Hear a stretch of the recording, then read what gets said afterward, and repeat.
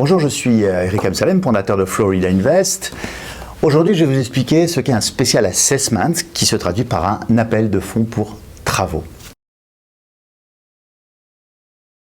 Il faut savoir qu'il existe deux types de Special Assessment. Les assessments imposés par la ville qui concernent les maisons individuelles ou une communauté tout entière et les assessments imposés par les Homeowner Association ou coopératives concernant un condominium ou une townhome. Dans tous les cas, le paiement du Special Assessment est obligatoire pour les propriétaires, même s'il n'y a pas eu de vote par les board members, membres de l'association du condominium, ou même ceux imposés par la ville.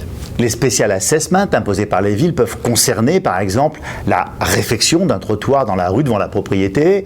Les frais de mise en place seront partagés par tous les propriétaires de la rue concernée.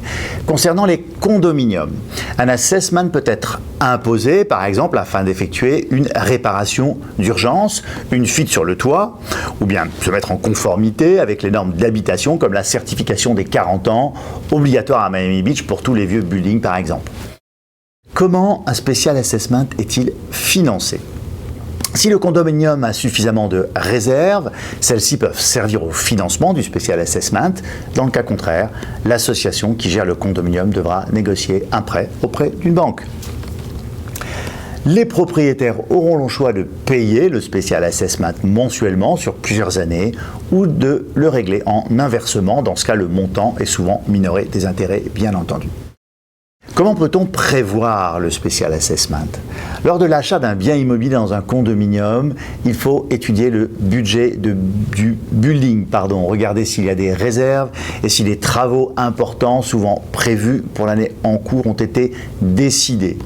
Dans le cas d'une maison individuelle, il sera plus difficile de prédire si un Special Assessment est prévu par la ville, sauf à faire ses propres recherches auprès de la ville concernée. Parfois, l'ancien propriétaire peut être au courant.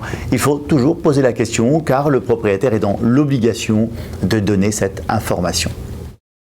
Quels sont les risques en cas de non-paiement d'un Special Assessment ? En cas de non-paiement, le condo association pourra mettre un lien, soit une hypothèque sur la propriété qui empêchera la vente de celui-ci jusqu'au paiement intégral de la dette. Il pourra aussi, en cas de plusieurs années de non-paiement, mettre le bien en foreclosure auprès de la cour. J'espère que cette vidéo vous a informé sur le Special Assessment. Retrouvez tous les détails sur notre site internet florida-invest.com. N'hésitez pas à vous abonner à notre chaîne YouTube. Nous répondons aux questions les plus posées directement dans les commentaires, sur Twitter ou par email à questions@floridainvest.com.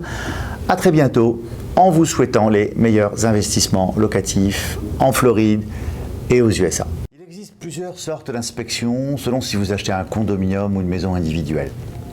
Certaines sont indispensables, surtout si vous achetez un bien ancien. Dans le cadre de votre contrat d'achat, il sera prévu une clause qui permet à l'acheteur de se rétracter durant la période d'inspection. Un conseil, ne renoncez jamais à votre droit.